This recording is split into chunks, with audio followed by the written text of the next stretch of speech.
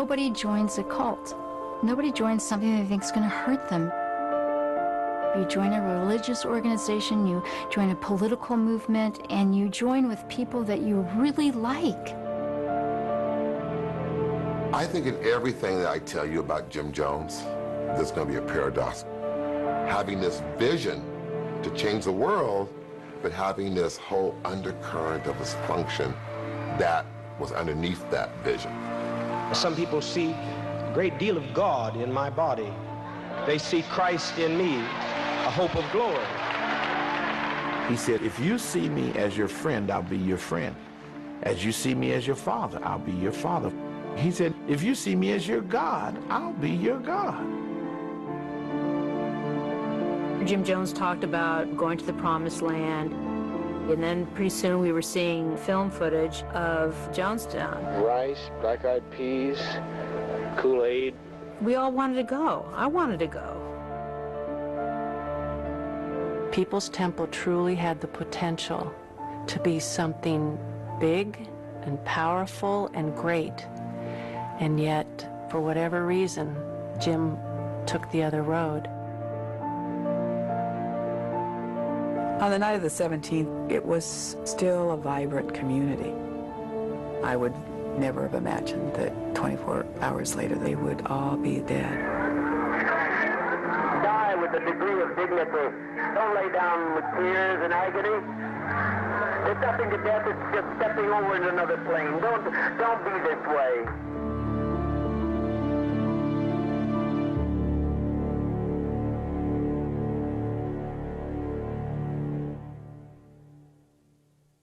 I vividly remember the first time that I met Jim Jones. My sister Carolyn had invited my parents and my younger sister and I to visit her in Potter Valley. We came, and there was this strange man in her house, and her husband wasn't there.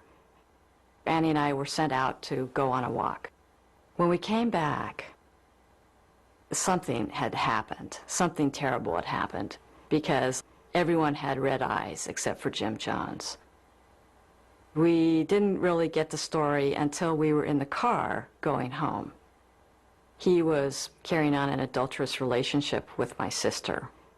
And because his wife couldn't relate to him as a wife, that Carolyn had taken over that role. Everything was plausible, except in retrospect, the whole thing seems absolutely bizarre.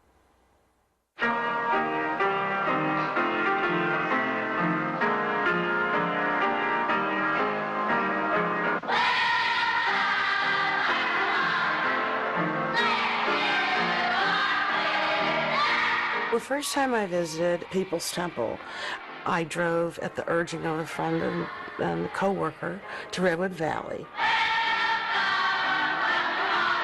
We all got suited down, neck tied and everything, and, you know, and we were sharp.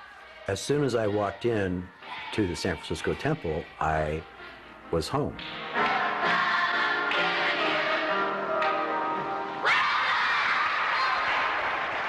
I was one of those kind of guys that I used drugs. I was an alcoholic. I drank alcohol and stuff like that. And all these people that were like my age, they were clean. Before I came here, I was taking LSD, marijuana, every type of dope you can imagine. Without our pastor Jim Jones to teach me the right way, I would not be in college right now. And for me, that was like, wow, man, I liked it. Thank you very much. Thank you. It was an interracial group. The choir was interracial. And they used to sing this song, never heard a man speak like this man before. Never heard a man speak like this man before. All the days of my life, ever since I've been born, I never heard a man speak like this man before. After they sang one or two songs, the whole place was lit up.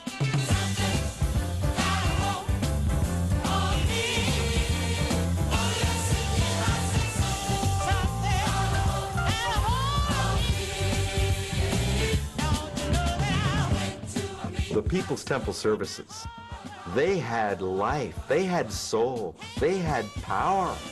We were alive in those services.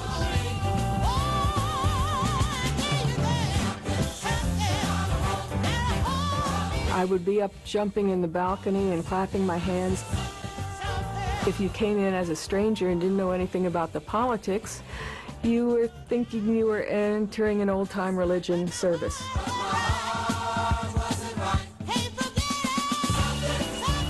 By the time Jones did come out to do his speaking, the table had already been set. I represent divine principle, total equality, a society where people own all things in common, where there is no rich or poor, where there are no races, wherever there's people struggling for justice and righteousness, there I am, and there I am involved. What he spoke about were things that were in our hearts.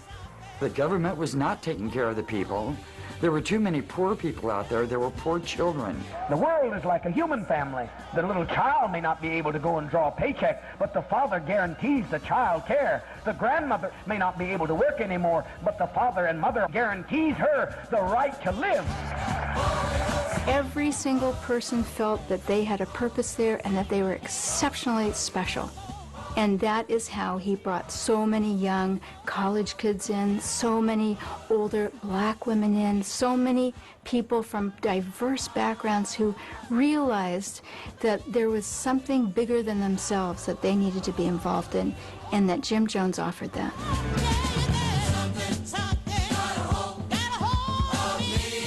I went home, told Mom, you know what, this is the right church for me. It was the next week that I became a member of People's Temple.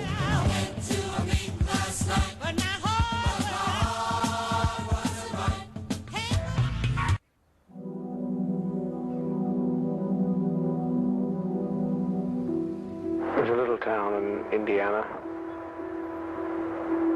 The moment I think of it, a great deal of pain comes. As a child, I was undoubtedly one of the poor in the community, never accepted, born, as it were, on the wrong side of the tracks. I grew up with Jimmy Jones. We started first grade together. My brothers used to go over to Jimmy's house and hung around his barn, which was where he played. From the time I was 5 years old, I thought Jimmy was a really weird kid. There was something not quite right. He was obsessed with religion. He was obsessed with death. My brothers came back with stories of him conducting funerals for small animals that had died. A friend of mine told me that he saw Jimmy kill a cat with a knife. Well, having a funeral for it was a little strange. Killing the animal was very strange. Jimmy's father did not work, did not have a job, and was a drunk. Jim's mother had to work in order to support the family. And he was kind of left to his own devices. You know, kind of the kid who ran wild in the street, you know what I mean? Listen, he was in a dysfunctional family. We got a nice name for it now. But when you live in a dysfunctional family, you think it's normal.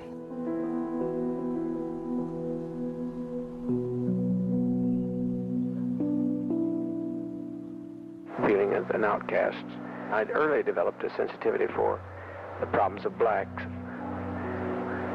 I brought the only black young man in the town home, and my dad said that he could not come in. And I said, then I shan't, and I did not see my dad for many years.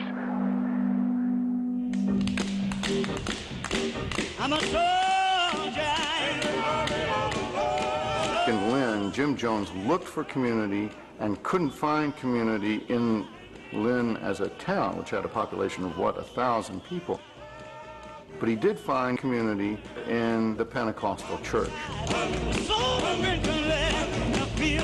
He saw that they were a surrogate home. He saw that the preachers were like father figures to their congregations, and that role represented power over the lives of your congregation.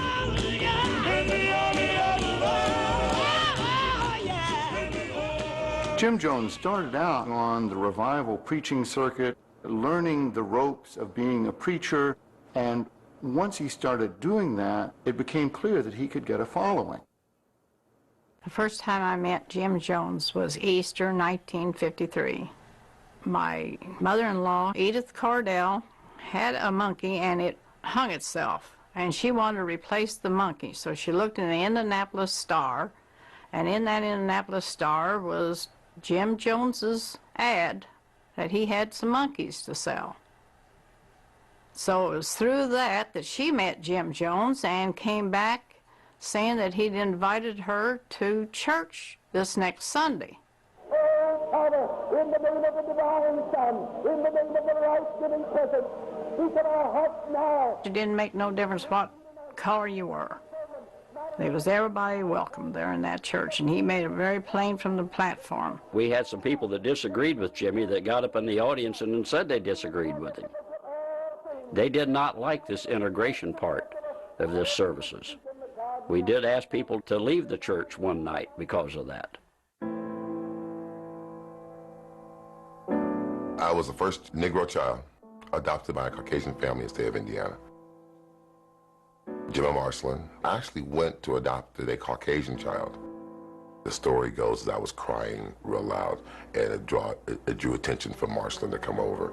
And once she picked me up, I stopped crying. My family was a template of the Rainbow family. We had an African American. We had 2 American Asian, and we had his natural son, homemade. Jim was breaking new ground in race relations at a time when the ground was still pretty hard against that. Jim Jones was hated and despised by some people, particularly in the white community.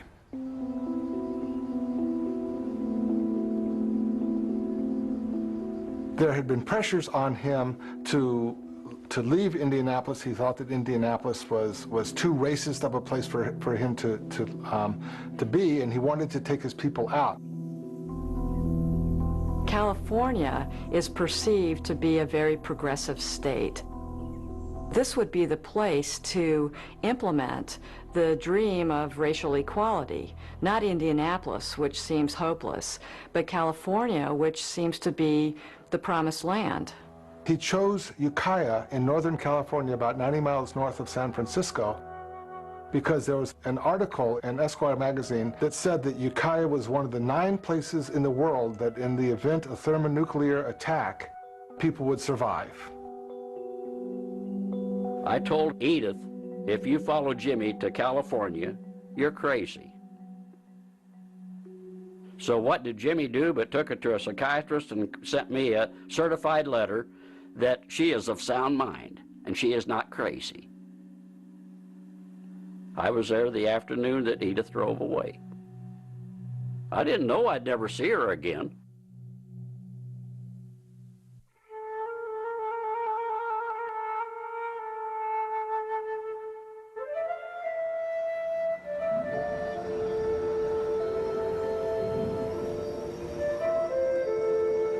The move to California was really fun. There were about 12, 15 cars driving across the United States and making that journey to a place none of us knew, you know, none of us could even imagine. We were going to California, our new world.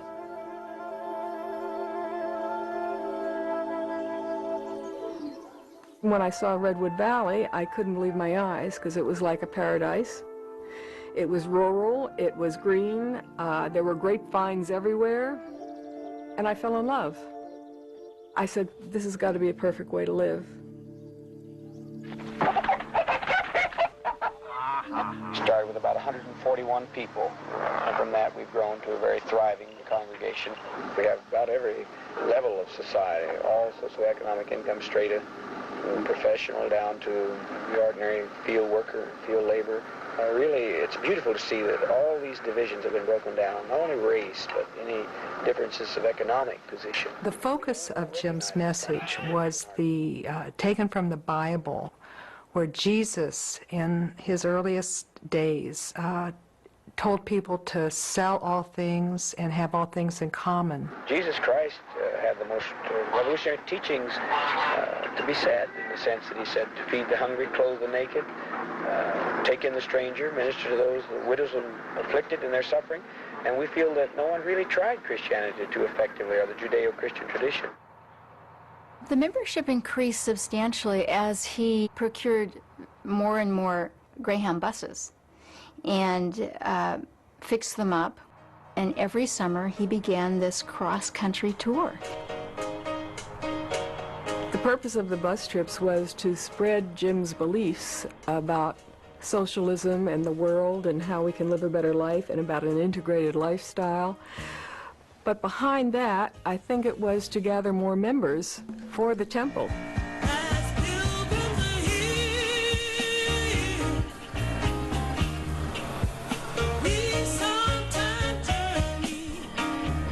I decided not to go to Vietnam, and I was just at the point of what am I going to do with myself. I heard Jim Jones was going to be coming to Philadelphia and coming to Benjamin Franklin High School. And I went Wednesday night and I listened to him, and I was impressed by how it was such an interracial group and people were really happy. You got nothing to lose. Who else is going to stand, look you in the face and say, come and I'll give you a job. Come and I'll give you a home. Come and I'll give you a bed. So I got nothing but a pension. Don't leave your pension behind. Who else will tell you that? Who'll tell you I'll put you on that bus tomorrow? I heard Jim Jones talking about equality among races, what it's like in living in California, in the Redwood Valley, the good works that they're doing, things that like I wanted to get involved with but didn't even know where to make an entree. And all of a sudden the answer was there. Somebody is going to get on the Freedom Train in Philadelphia. He was there for 3 evenings, and the third evening I went off in the bus and came to California. Surely, he's able to carry. When I joined People's Temple in the spring of 1966, there were exactly 81 members. 5 years later, an extended family of 80 people had become an organization of thousands.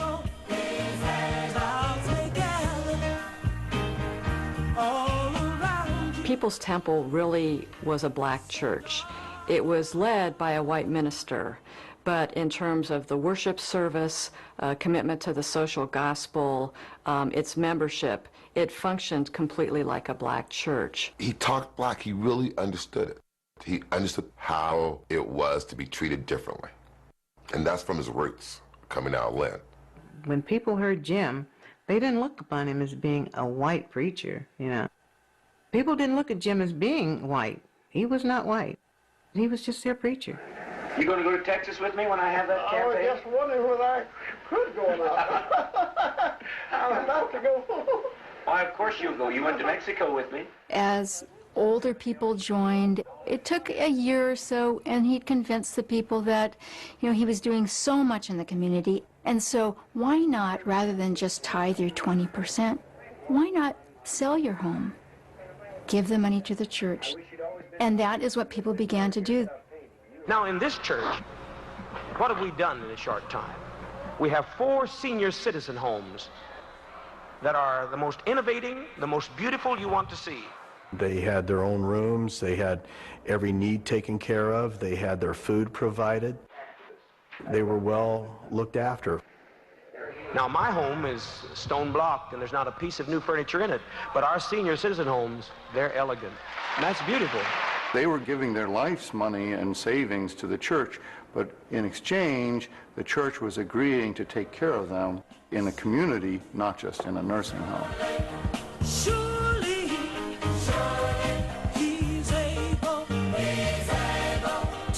carry you through. Well, it got to the point where there were so many duties in the temple that some people had to become full-time.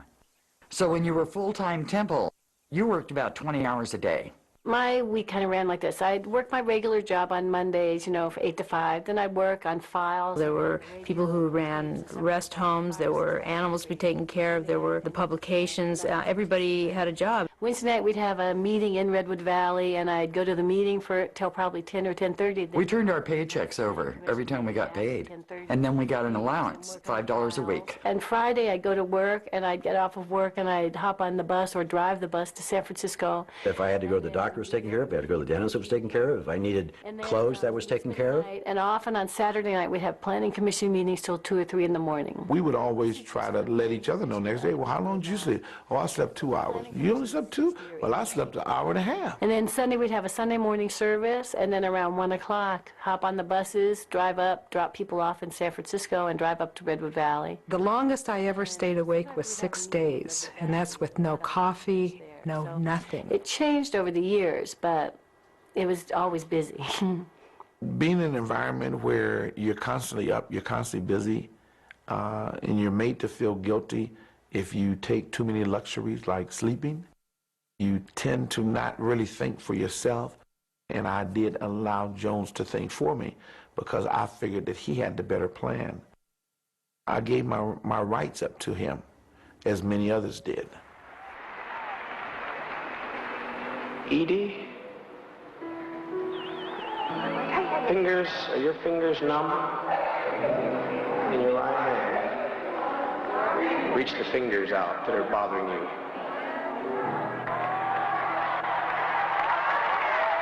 Now, is the pain gone?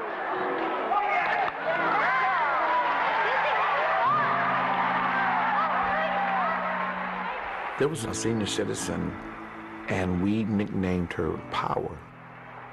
He would have her to come up in the midst of one of his meetings, and she used to say, "The man got power. The man got power, y'all." And the whole place would just go wild. Take your glasses off. Just stare in our face. Now, look at my face. I love you. The people love you. And most importantly, Christ loves you. What do you see? One finger. One finger. One of the most incredible healings to me was this little old lady, and she was in a wheelchair. Jim said, "Darling, you know, today is your day.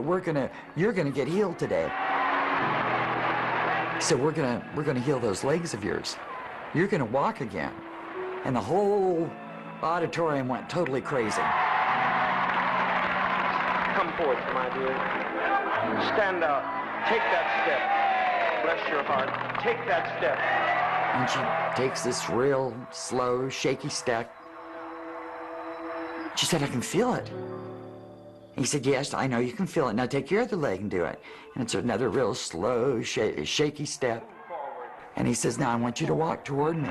Move forward. Move forward. Move forward, darling. You can do it. And she starts taking forward steps. And pretty soon, she is walking. And she starts walking up one of the aisles. And pretty soon she's running. Well, by this time, the whole congregation's running down these aisles with us. We're all just running around the aisles, just hooping and hollering up a storm.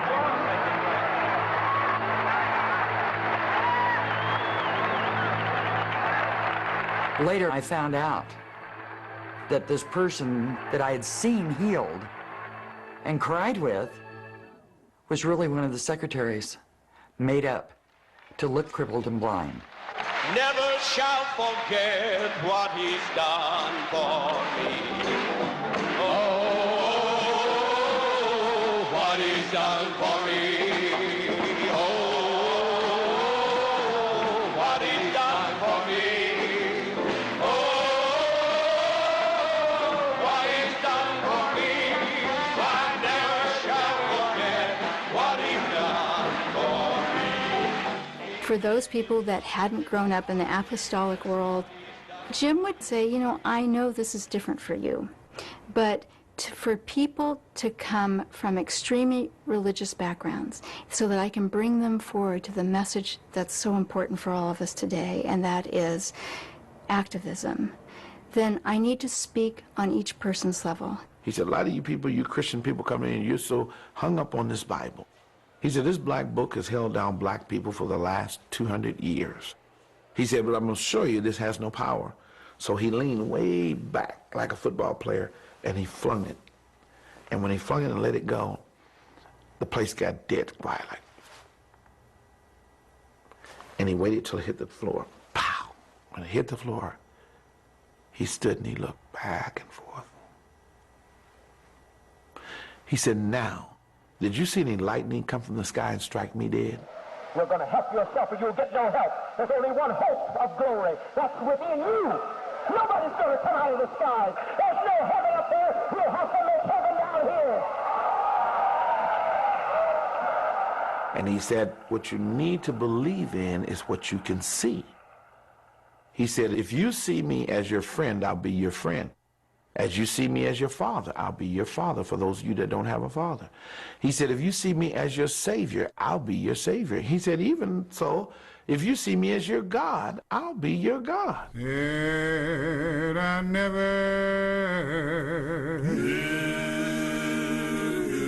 heard a man speak like this man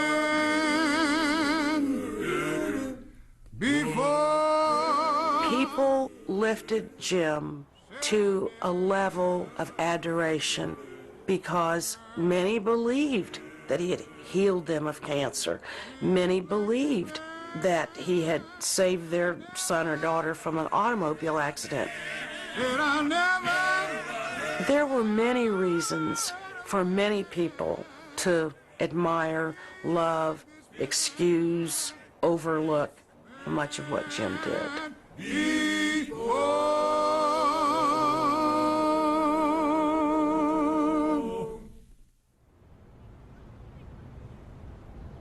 I had been in the temple for just a few months. I was sent backstage in Los Angeles to get something for somebody. I don't remember what. And Jones happened to be coming out of his room, and he said, "Hi, Tim, how are you doing? How's it going? How do you like everything so far?" And, "Oh, I like it a lot, and, you know, it's really cool." I don't remember exactly. And he reached up and kind of patted the back of my neck, and he said, "I'll fuck you in the ass if you want." And I just kind of stammered, no, you know, no. And he said, "Well, you know, if you ever want that, that's okay, you know, just let me know and we'll do that." Jim said that all of us were homosexuals. Everyone except, he was the only heterosexual on the planet, and that the women were all lesbians and the guys were all gay, and so anyone that showed any interest in sex was just compensating. What he explained to each of us and in sermons was that sexual relationships were very selfish, and they took away from the focus of the church, and that was to help others. Jim was not celibate. Nobody knew that until perhaps it was their time to find out. What he spoke from the pulpit wasn't what he did behind the scenes. I remember one night, one of the brothers had stood up and said, "You know, I think everybody that wants Father to screw him in the butt, you need to take an enema first." I'm telling you the truth, man. I'm telling you the truth. And then the question went on, well, how many of you in here have had him to do that? And whether they were lying or just following suit, hands of the men just went up around the room. And I'm sitting there petrified, because I'm like, is this what it's leading to, that I'm supposed to get to? And I'm thinking, But I played it off like, okay, I'm being cool. Okay, if that's where they at, that's not where I'm at. Because I'm thinking, my wife, I'm happy with my wife. You know, what I'm concerned with her, with this sleep I'm not getting enough anyway. One of the powerful things that Jim used to keep us to not think was that we were never really allowed to speak with one another. I'd look around and I'd say, am I the only one that feels this way? I learned eventually not to say anything to anyone. We had a lady who visited us a week ago here and was speaking to one at the door, and she was a member of a prominent church, a pastor's wife. And she said, I think that the poor should be made to control how many children they bring into the earth. You remember? Some leading scientists say we have to have euthanasia. Oh, no. Oh, no. Who's going to decide who and when a person's going to die? We must never allow that, because this is the kind of thing that ushers in the terror of a Hitler's Germany. We must not allow these kind of things to enter our consciousness. My father used to tell me that people's lives, 60% of people's lives, were made on emotional decisions. Make your decisions, 60% of your decisions, based on logic, fact, and reason. And allow emotion to be the secondary motivator. And we were Star Trek fans. He and I were Star Trek fans. And he used to always say, just vulcanize yourself. Just vulcanize yourself.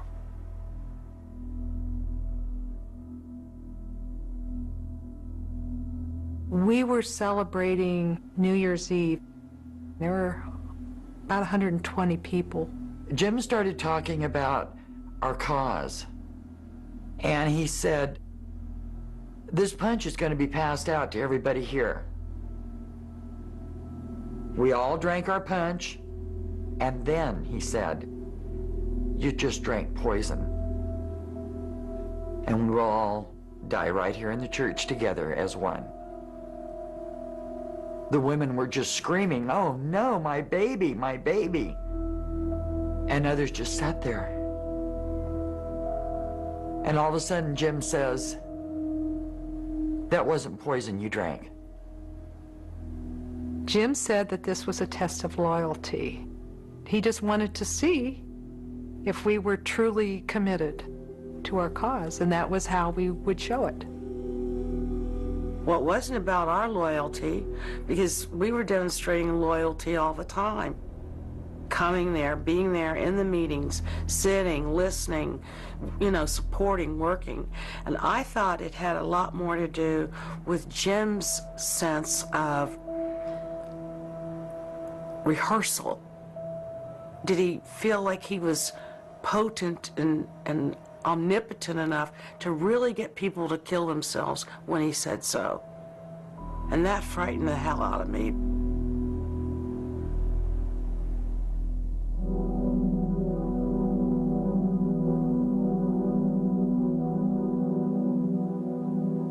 Jim Jones, I think, realized that ultimately Ukiah was not the sort of climate where People's Temple would thrive. He wasn't going to be gaining large numbers of members. He couldn't declare himself to be a socialist god openly, certainly in a city like Ukiah.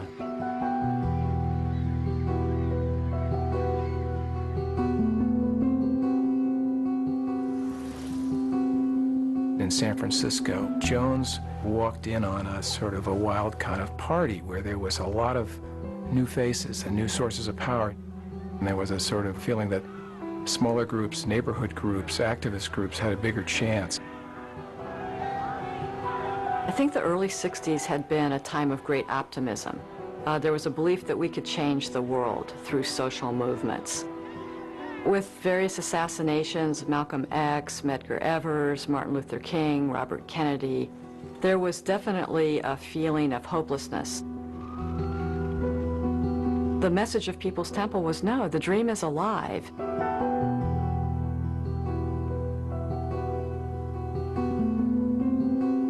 If you had a demonstration in San Francisco and you wanted people to show up, Jim Jones, the People's Temple, could be there in 20 minutes with hundreds of people, and we would be enthusiastic.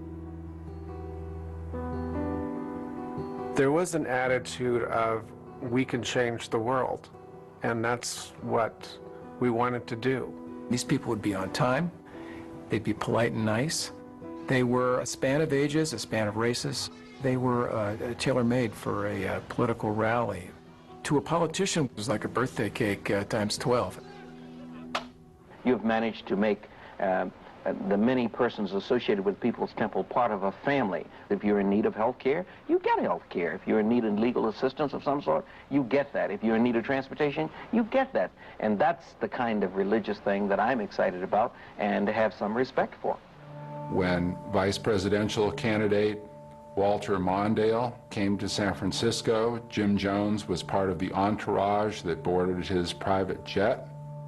When Rosalind Carter came to San Francisco, she gave Jim Jones a private audience. Jim Jones had political power that few people, let alone preachers, could have imagined.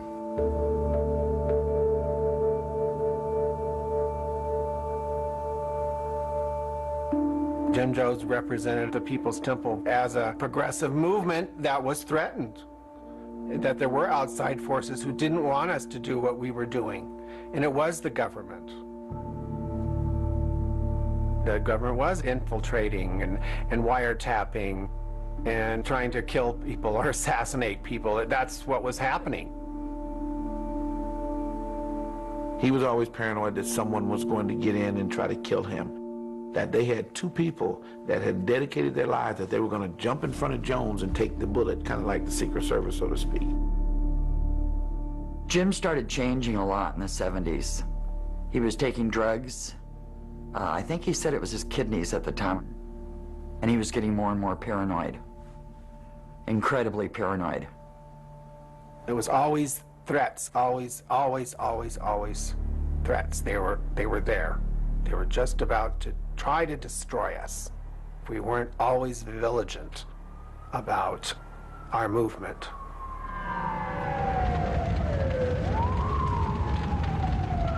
There was a fire in the San Francisco temple. The temple was burned down and had to be rebuilt.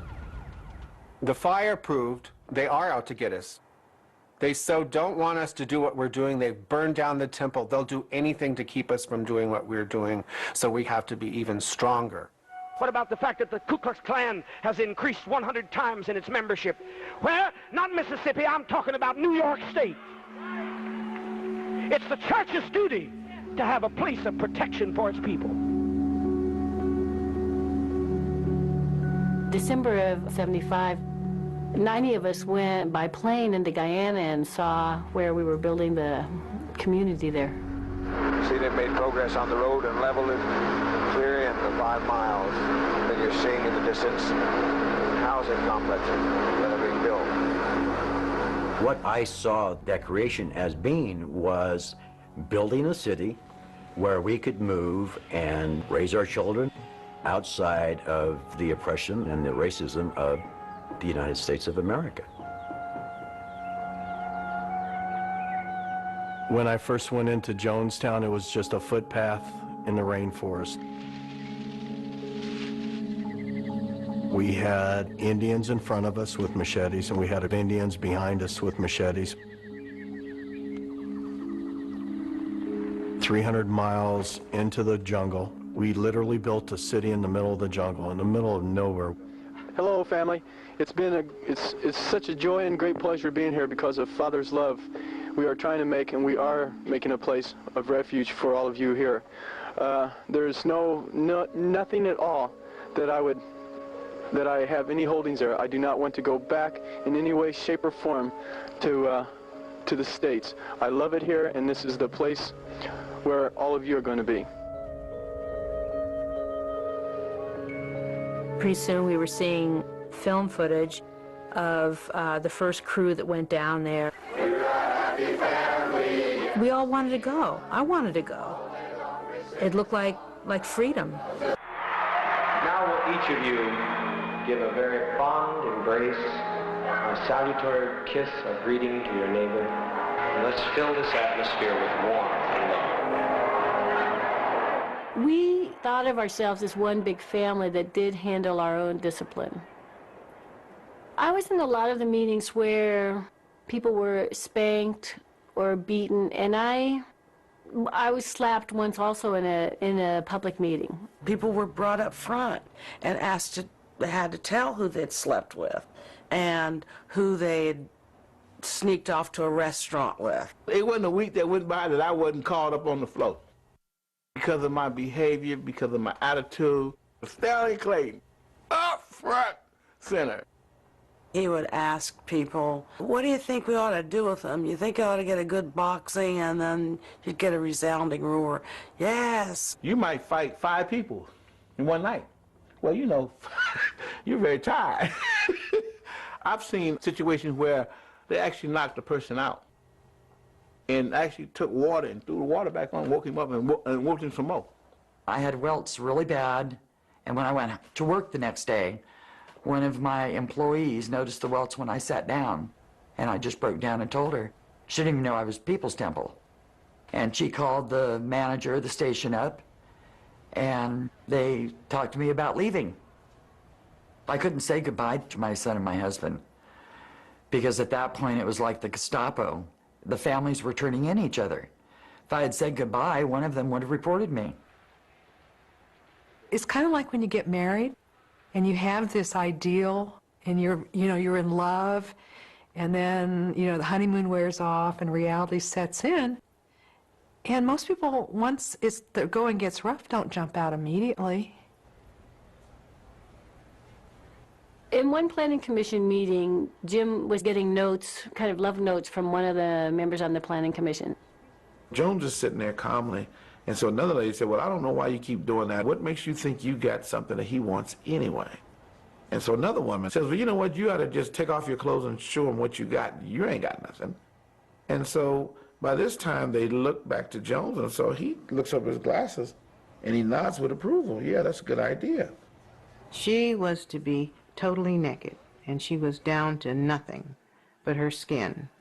Not even any shoes on, no bra, no panties, no nothing. Then they begin to say what her breasts look like, her stomach, butt, vagina, you name it. Everything they could think of, they were saying.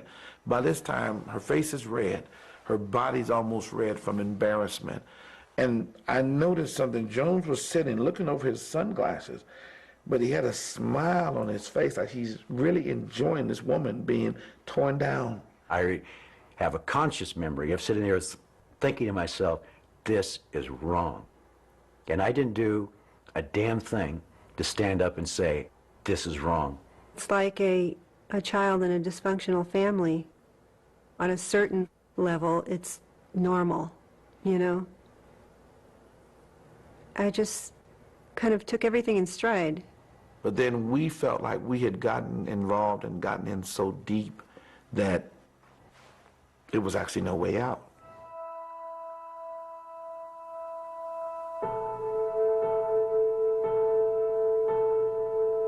I traveled on bus 7, which was Jim's bus. And he sat down next to me.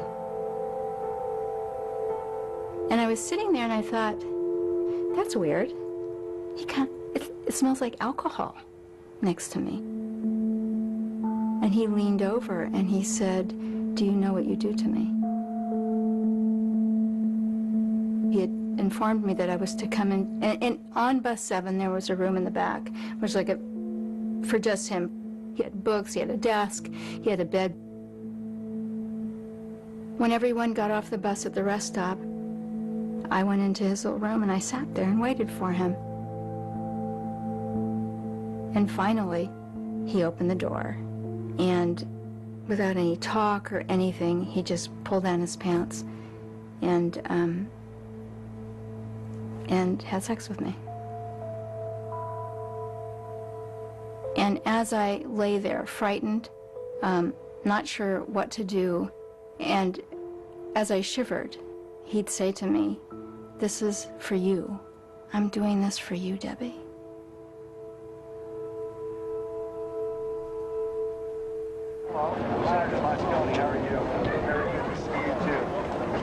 Well, in 1975, there was a mayoral election in San Francisco. A conservative candidate and a liberal candidate, George Moscone. How you doing, all right? All right. Jones had several hundred people who would go door to door election day. Instead of a group that might give you 20 or 30 of these people, or 100, you had 300 or 400. God bless you for being here, and let's go on and win. The Moscone election was very close. The margin of victory was probably no more than 4,000. So you had to credit a big chunk of decisive votes to People's Temple. The reward for the election of George Moscone was the appointment of Jim Jones as chairman of the City Housing Authority. What was once a really boring meeting all of a sudden became like really interesting when Jim Jones became the head of it, because we all came down on the buses and we were instructed that when Jim came in we stood, and when he left or spoke we'd stand and clap. The sheer staginess, the controlled atmosphere that sort of enclosed this guy made him so unusual, so different than the norm, that it made me very curious. My biggest problem was getting somebody to sort of talk to me about the church in kind of conversational terms. I had become friends with some of the various defectors, and one of the defectors told me that she was going to speak publicly about Jones. And I said to her, I said, well, if you're going to speak publicly, I'm going to speak with you. I'm not going to let you do this alone. I finally heard from some ex-members who heard I was interested in writing a story about the temple for New West magazine. And they took a chance. They called me, and some of them said, you know, you don't know nothing about the church. Wait till I tell you what I went through. Before the article was going to break, Jim convinced the publisher that she needed to read it to him. He was on one phone and I was on taping the other end of it while somebody else listened on another one. Jim didn't understand that there was no way he could talk her down from whatever this article was going to say. And as she continues to read this article, he's looking around the room at about 5 of us, and you could tell that he's becoming more and more anxious, and you know, his mouth becomes drier and drier. And he realizes that this article is going to be hugely damning. And it was midway through it, he mouths to all of us in the room, "We're leaving tonight." They flew out to Guyana 6 hours before that article was going to hit.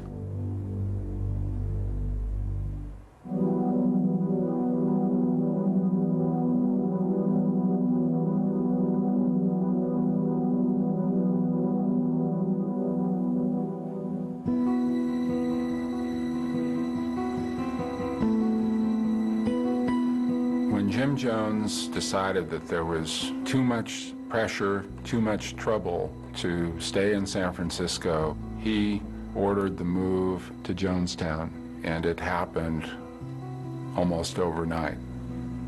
People were being taken to airports.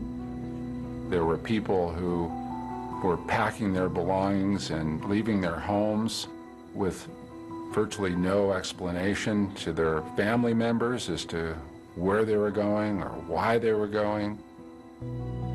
Fred Lewis came home and found that his wife had taken their 7 children and gone to Guyana, along with all their possessions.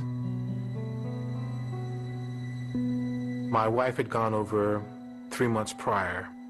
I was waiting on pins and needles, and I was talking to her probably twice a week on the ham radio. And Leona Collier came up and said, "Okay, Eugene, it's your time. You're going over." Coming into Jonestown, we see a guard at the front gate, and you're all excited, and you're going down this road. The trailer comes to a stop, and then you can see the wooden pathway that leads to the pavilion. And you want to run. But you just try, I'm gonna be cool. And just as you reach the edge of the pavilion, people started rushing you that you knew. You know, my wife is there. I haven't seen my mother in over a year or so. And I'm just hugging people, and it's like I've arrived, and everything's gonna be okay now.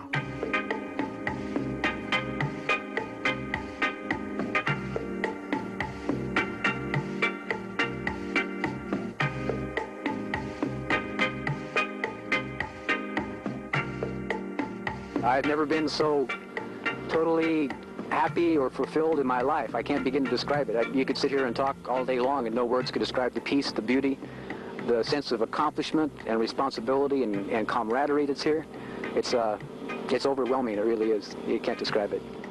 You know, it's just such an exciting time. Everything was new and unique and just fun. You know, we just had fun with it as it grew. I just love that we created what we ate, that we did all these jobs. What do you think about your friends back down in the state? Do you think they should be here? Well, do you want to share with them this morning? Speak up. I wish I could. Well, can you do share it? with them? Would but you do it? They won't listen to me. They won't listen to you, huh?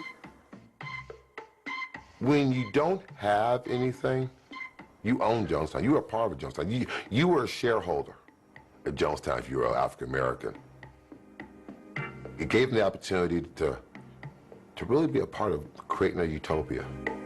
Tell me why, tell me why, tell me why. Why can't we live together? Tell me why, tell me why. Why can't we live together? Everybody wants to live together. Why can't we live together?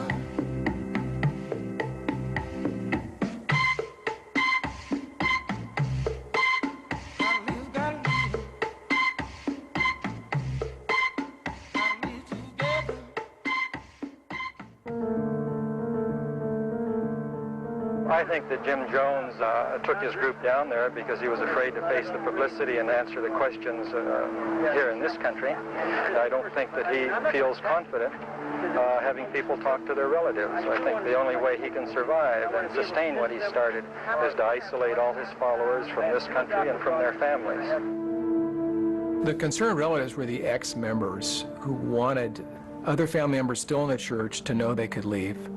They wanted them to feel that there was an outside world, that Jones was wrong about telling people they could never leave the church and that they'd be treated badly in the real world. The concerned relatives prompted FCC investigation of People's Temple. They organized letter-writing campaigns to public officials, to members of Congress. They were incredibly effective in mobilizing government and media interest in People's Temple. He was talking integration, he was talking helping people, he was talking better this and better that. What about now? What's your impression now? My impression now that those are fronts for him, I think he's gone crazy.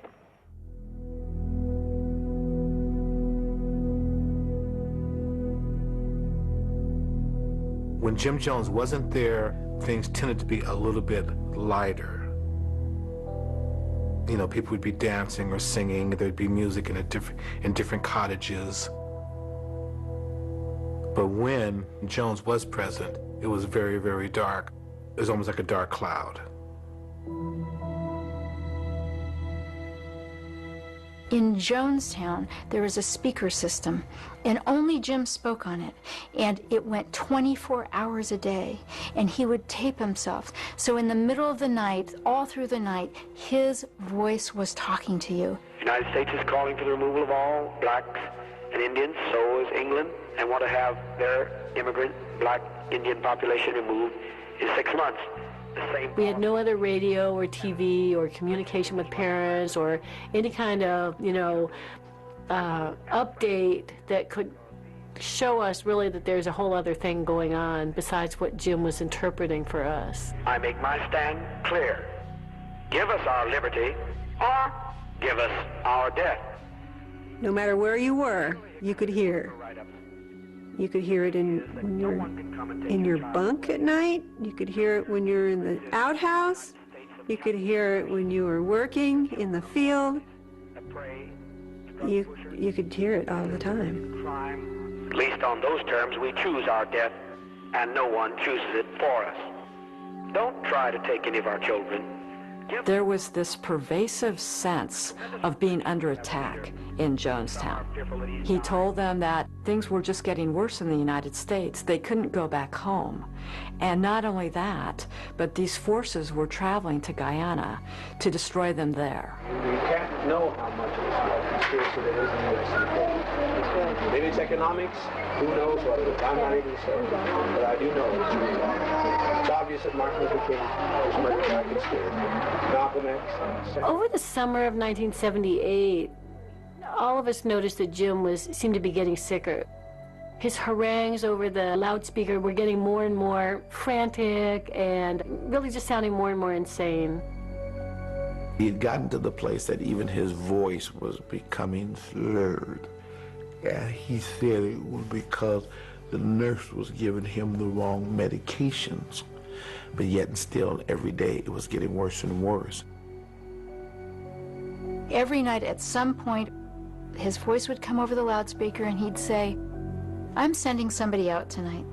Somebody you know, somebody you trust. And they're gonna act like they want to leave. But this is a loyalty test, and you need to turn them in." A father would turn in a son, a husband would turn in a wife, a small child would turn in a parent. There was no freedom to express to one another what was going on because everything was suspect.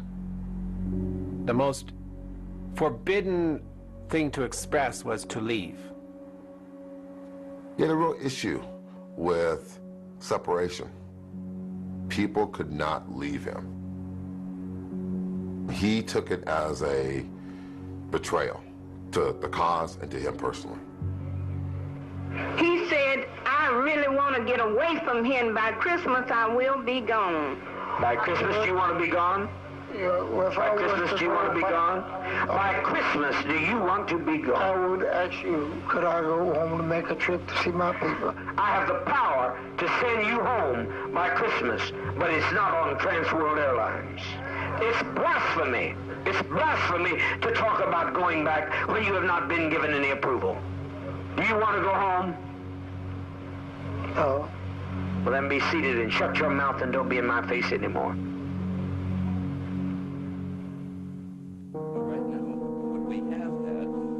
Congressman Ryan was unique in the political sphere. He had this hands-on approach to legislating. He just didn't take no for an answer. So when he was in the state assembly, he went to Folsom State Prison and spent a week as an inmate to understand the prison issues and prison reform.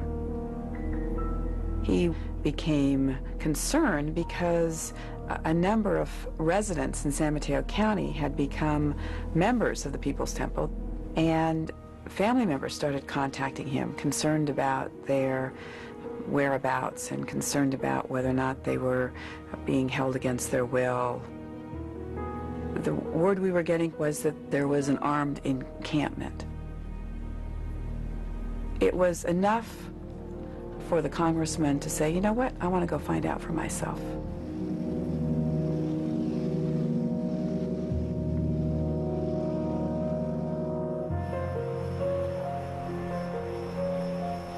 There was a lot of preparation for Congressman Ryan's visit. There was all these different scenarios that were presented. He wasn't going to let him in, he was going to let him in. We were going to wait for them to come in, and we were going to kill them all when they came in. I was very fearful about making the trip. I had a copy of the congressman's will and placed it in a particular drawer in my desk, just in case.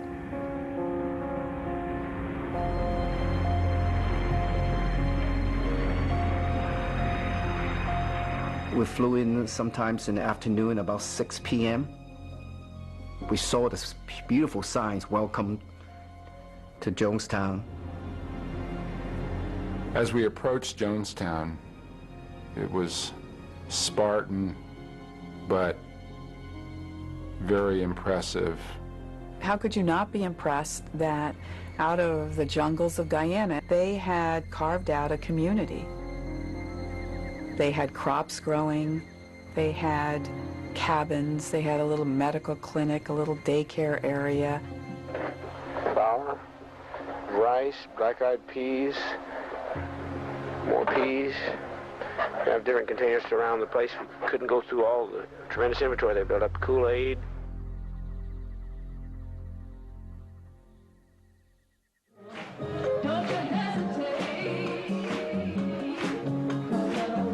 When Brian's came, he came on a Friday night, and we put on a reception for him.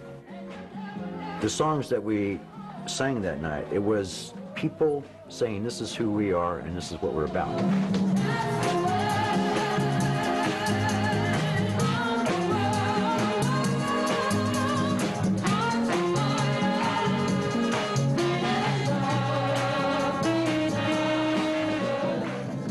It was a vibrant community. I would never have imagined that 24 hours later those people would be dead.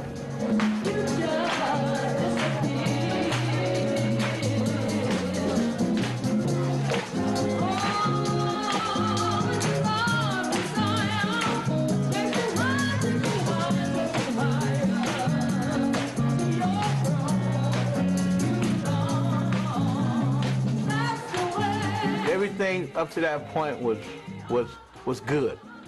Everybody was thrilled. Brian was thrilled.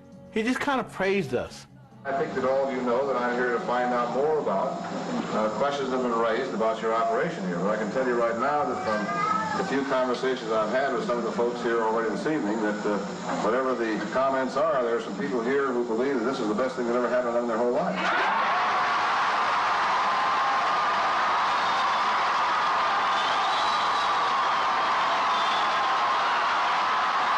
That response to him was spontaneous, it was loud, it was emotional. What I was feeling was, this is an opportunity that I can vocalize how much I believe in what we are doing here. The reporter next to me said, I've never felt anything like this before. And I said, because you haven't felt anything like this before.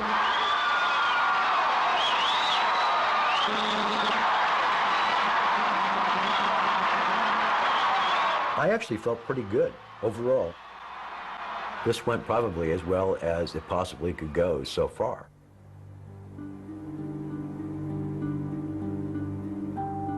When Congressman Ryan came, I wanted to pass him a note. I said, help us get out of Jonestown. When one of the reporters was walking around towards the edge of the pavilion, I stuck the note in the fold of his arm, and it fell to the ground. And so I picked up the note and I gave it back to him. I said, you dropped something. And this little boy, about 9 years old, started saying, he passed a note, he passed a note. Don Harris, who was the NBC reporter, came up to me and Congressman Ryan and handed us these two notes from people that wanted to leave. So at that point, we knew that something was very, very wrong.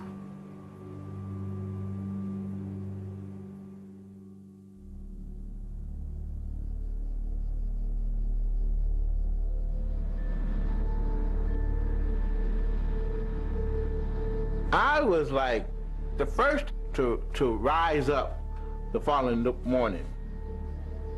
It was a bright, sunny day, but it was a dark day. It just didn't feel right. We were there supposed to interview some of the family members to ask them why they cannot leave. Are you happy here? Oh, I should say I am. I've never been any happier in my life. You want to stay? Definitely. I certainly do. Some people have said they couldn't leave if they wanted to. Do you think you could? Yeah, if I really wanted to, I'm free to go. If I was really wanted to, I'll be able to free to go. Well, I believe it. I've been here a few days, and I have absolutely no complaints at all. It is really nice here. It is really nice, and I'll be leaving in a couple of weeks, and they could come with me, but they said they didn't want to come. Literally out of nowhere, the storm came blowing in. The sky turned black, the wind came up, and it just torrential rain. But what I personally felt was that evil itself blew into Jonestown. It was about 11:30 in the morning. Edith Parks walked up to Jackie Spear and said, "I'm being held prisoner here. I want to go home." Now, do I both understand you to say that you both want to leave Jonestown on this date, November 18th, 1978? Yeah. Immediately, the whole vibe changed. I mean, just reporters said, "We got our story. You know, the story here is happening right now." Jim Jones came to talk to me. And the first thing he said was, "Don't say anything to the reporters. They're all liars." The last words I heard from Jim Jones was, "I just want you to know that you can come back to Jonestown and visit your son anytime you want." Last night, someone came and passed me this note. He's the one that I'm just talking about. This is the man that wants to leave his son here. Doesn't it concern you, though, that this man, for whatever reason, one of the people in your group... People play games, friend. They lie.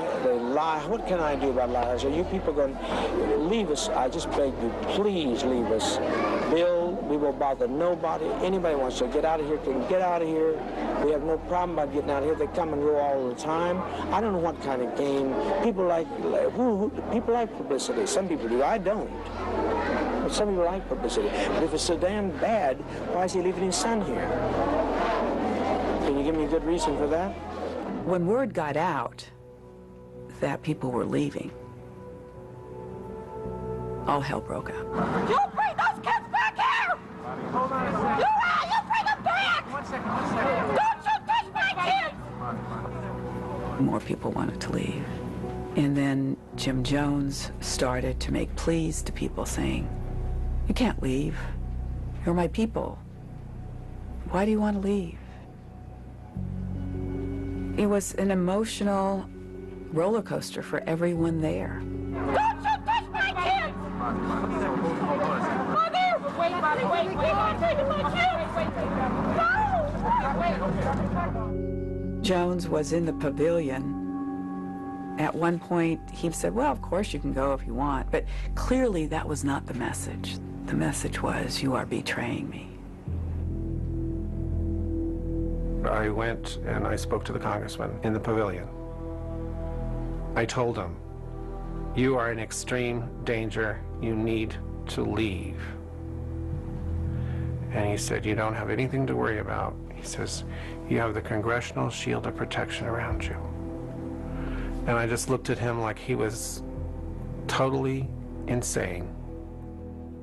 Congressman Ryan is directly across from me, and I saw this Temple member walk up behind him, and he was actually crying and shaking. And all of a sudden, he pulled out this knife and said, "All right, motherfucker, you're gonna die."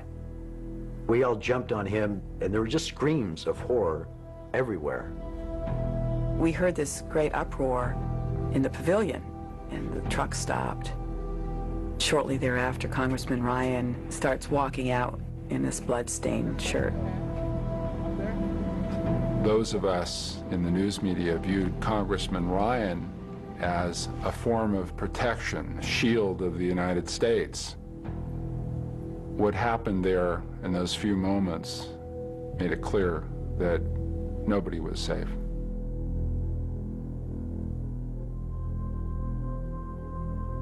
I went back to my cottage. All I wanted to do was see my wife and my son. Gloria and I were laid down on the cot, and we just held each other. And I said, "You know, I think we may all die." And she said, she kind of looked at me, and then she looked down at our son, who was playing on the floor with the toy, and she said, "You're scaring him."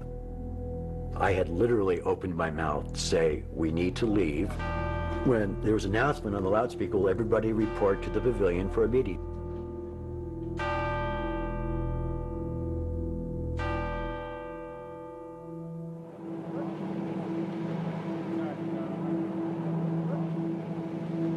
We drove back to the airstrip, Port Katoomba. All of a sudden, we saw a dump truck from far away arriving to this airstrip. We realized these people catch up from the people from Jim Jones. They're very close lieutenant to Jim Jones. These three guys They get off the truck, walk around this area as though they were looking for somebody. They look in people's faces, they stare at us for a little bit, but they didn't say one word, didn't ask anything. Right away, walk back to the truck. They drove this truck all the way across the airstrip and stopped on this side of the plane. So literally, they cut us off from the jungle. We never know there's people hidden inside the dump truck. The moment they stop shooting right away.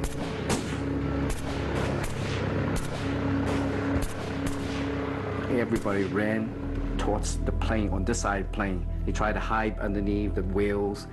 Then the congressman ran under the plane, and I sort of followed suit and got behind one of the tires. All you can hear is a gun pop, pop, pop goes off constantly. We lie flat on the tarmac at that moment. But shortly afterwards, I heard my partner, the cameraman, he yelled, "Oh shit," he said he got shot. He was sitting up. There were people tumbling and yelling and letting out cries as they were hit. I was hit in my arm and wrist. I felt a tremendous explosion right next to my head. I got a tremendous pain ran through my arm and on my shoulder. I was literally shaking, but I didn't move. I took the pain and hold still. I was lying on my side, pretending that I was dead, with my head down, and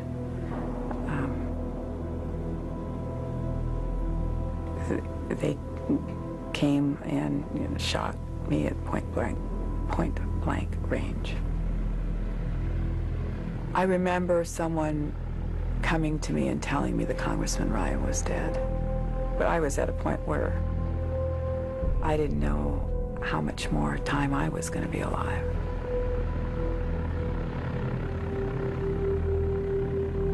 The gun's dead, and all you can hear, this one engine was still running, so all you can hear the engine noise. And that's it.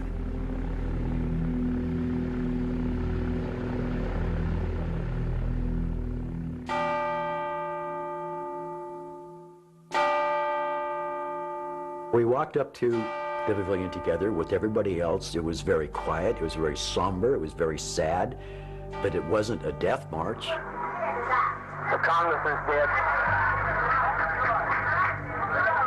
You think they're going to allow us to get by with this? Must be insane. They'll torture some of our children here. They'll torture our people. They'll torture our seniors. We cannot have this. He said, well, we got to go. We got to get out of here. We got to go to sleep. Get the solution together. If we can't live in peace, then let's die in peace. Maria Katsaris walked up to him and whispered in his ear, and he looked at her and said, "Is there any way to make it taste less bitter?" And she said, no, apparently not. And he said, "Is it quick?" And she said, "Yeah, it's supposed to be quick." Anyone that has any dissenting opinion, please speak. When we destroy ourselves, we defeat it. We let them, the enemy, defeat us. On the last day of Jonestown, Christine Miller stood up and said, "I don't want to die here. Why are we going to throw all this away? We've worked too hard." I look at our babies and I think they deserve to live. I do. You know? But also they deserve what's more, they deserve peace. We all came here for peace. Is it too late for us? She's calling Jim Jones on some of the things that he has promised them that they were going to do. Jim had promised that as an alternative to them dying in Jonestown, that they could go to the Soviet Union. I'm listening to you. You asked me about Russia. I'm right now making a call to Russia. What more do you suggest? Eventually, the rhetoric ratchets up enough that she is shouted down. Christine, your life has been extended to the day that you're standing there because of him. It's when I noticed that there were armed guards that kind of taking positions up around the pavilion. I'm thinking, where did all these fucking guns come from? Jones came down off the podium and he said, "Hey, we got to do this. We gotta go. That if we don't go this way, we're gonna go like this. And they would come and taking like newborn babies out of the mother's arms. Mother, mother, mother, mother, mother, please. Mother, please, please, please. Don't do this. Don't do this. Put down your life with your child, but don't do this.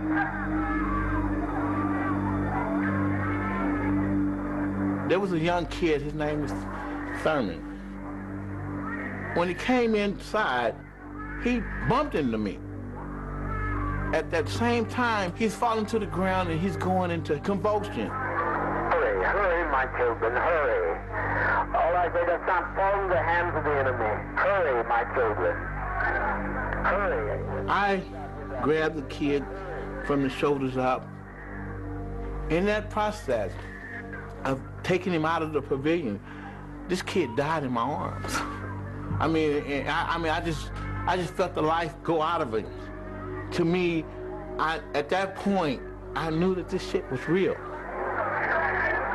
Die with respect, die with a degree of dignity. There's nothing to death, it's just stepping over into another plane. Don't be this way. I ain't never used the term suicide, and I'm not gonna never use the term suicide. That man was killing us. As I walked up to the back of the pavilion, I saw a woman named Rosie on the ground, crying, holding her dead baby. There were maybe 8 or 9 other people who were dying or in the process of dying. Inside, I just wanted things to stop. Please, just let me catch my breath. Let me figure out what's happening here. I looked to my right, and I saw my wife with our son in her arms and poison being injected into his mouth. My son was dead, and he was frothing at the mouth. You know, cyanide makes people froth at the mouth. My wife died in my arms, and my dead baby son was in her arms, and I held her and said, I love you, because that's all I could say. It was like, she died in my arms, man. Quickly. Where's the vat? Right here, so the adults can begin. My wife came up to me. She didn't have no tears in her eyes. She just was just in a daze. My mother, my grandmother, my sister, my brother, they gone. You know, she said, just take me, and just lay me down next to my grandmama. And she went up to that Kool-Aid, to that death barrel, and she just didn't hesitate, just took it and drank it, and then told me to hold her, to take her, and I did. And she died in my arms.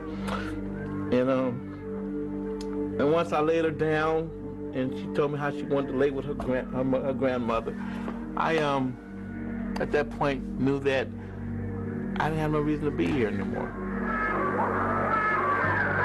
We laid it down, we got tired.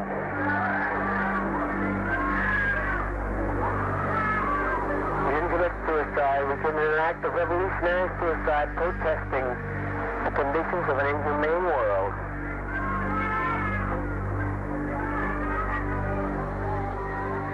They were just fucking slaughtered. They were fucking slaughtered. There was nothing dignified about it. Had nothing to do with revolutionary suicide. Had nothing to do about making a fucking statement. It was just senseless waste. Senseless waste and death. To whomever finds this note, collect all the tapes, all the writing, all the history. The story of this movement, this action, must be examined over and over. We did not want this kind of ending. We wanted to live, to shine, to bring light to a world that is dying for a little bit of love. I never believed in heaven in my whole life. You know, that's not the way I operated. But when I was in Guyana, when I watched the sunrise and stuff, I actually thought there was a heaven on earth.